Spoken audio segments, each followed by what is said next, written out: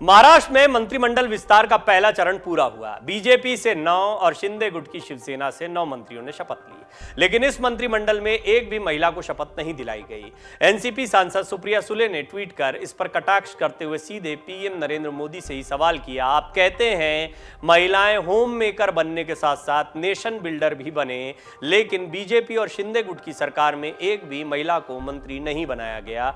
एक और बात, पंकजा मुंडे इस कार्यक्रम में मौजूद नहीं रही। मंत्रिमंडल विस्तार में किसी महिला को जगह नहीं मिली। इसके जवाब में शिंदे गुट के चीफ व्हिप भरत गोगावले ने कहा कि मंत्रिमंडल विस्तार का यह पहला चरण है, थोड़ा सब्र करें, आगे महिलाओं को शामिल किया जाएगा। लेकिन इसका जवाब बीजेपी की ओर से किसी ने नहीं दिया है।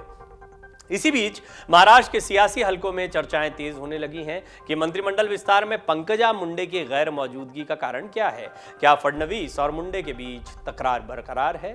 लेकिन पंकजा के करीबी विनोद तावड़े तो मौजूद रहे। इन दोनों ने राज्य की राजनीति में फडणवीस के खिलाफ बगावत का बिगुल फूंका था। इसके बाद केंद्रीय नेतृत्व ने इन दोनों को राष्ट्रीय राजनीति में खींच लिया।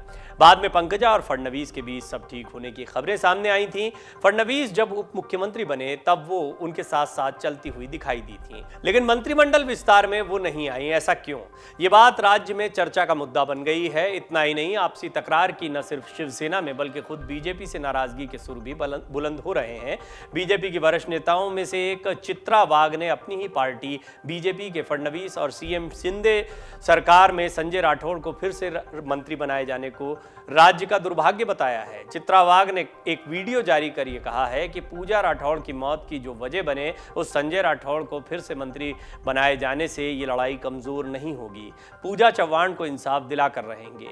न्याय व्यवस्था में हमारा पूरा विश्वास है, लड़ेंगे भी जीतेंगे भी। लेकिन चित्रा वाघ को छोड़ दें तो बीजेपी की ओर से इस पर यही प्रतिक्रिया दी जा रही है कि संजय राठौड़ को अभी क्लीन चिट मिल चुकी है, इसलिए इस विवाद को उठाने का कोई कारण नहीं है। हालांकि 2.5 साल तक सत्ता से बाहर रहने के बाद महाराष्ट्र में शिंदे गुट के साथ मिलकर बीजेपी की सरकार बनी है।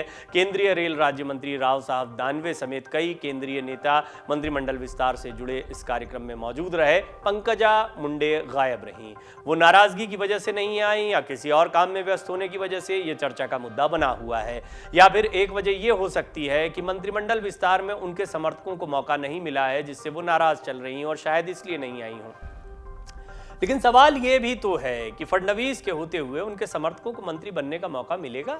इसकी उम्मीद भी उन्होंने की होगी, इसकी संभावना कम है। वैसे तो केंद्रीय मंत्री नारायण राणे भी इस कार्यक्रम में शामिल नहीं हुए, लेकिन इसकी वजह उन्होंने पहले ही बता दी थी। उनकी भाभी का देहांत होने की वजह से वो कणकवली में हैं और इस वजह से वो कार्यक्रम में शामिल नहीं हो सकेंगे, इसकी सूचना उन्होंने पहले ही दे दी थी। पंकजा मुंडे किसी अनिश्चित कारण से मौजूद नहीं हुई। बीजेपी के जिन 9 मंत्रियों ने शपथ ली उनमें चंद्रकांत पाटिल, अतुल सावे, गिरीश महाजन, सुधीर मुनगंटीवार, रविंद्र चव्हाण, ये सब फडणवीस के विश्वस्त माने जाते हैं। मंत्री पद की शपथ लेने वाला एक भी विधायक पंकजा मुंडे के गुट का या उनके समर्थकों में से नहीं है। शायद यही एक वजह हो सकती है कि पंकजा मुंडे के मंत्रिमंडल विस्तार से जुड़े कार्यक्रम में शामिल न होने की ये वजह सामने रखी जाए या इस पर एक चर्चा का विषय बन जाए, वरना वो राज्यसभा और विधान परिषद के चुनाव के वक्त तो राज्य में काफी सक्रिय दिखाई दे रही थी।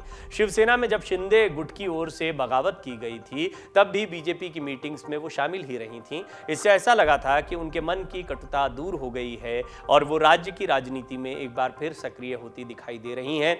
लेकिन एक बार फिर पंकजा मुंडे मंत्रिमंडल विस्तार से जुड़े कार्यक्रम में गैर मौजूद रहीं और ये चर्चा का विषय बन रहा है। इससे एक बार फिर चर्चाओं का दौर शुरू हो गया है कि बीजेपी के अंदर भी क्या सब कुछ ठीक नहीं चल रहा है।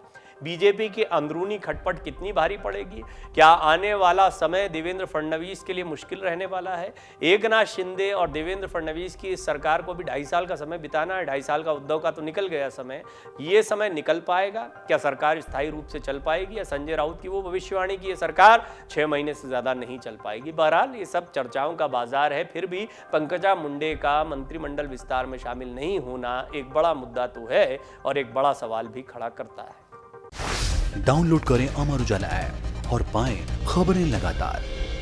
अगर आप ये वीडियो YouTube पर देख रहे हैं तो हमारे चैनल को सब्सक्राइब करें और बेल आइकन को दबाना ना भूलें। अगर आप Facebook पर ये वीडियो देख रहे हैं तो हमारे पेज को लाइक करें।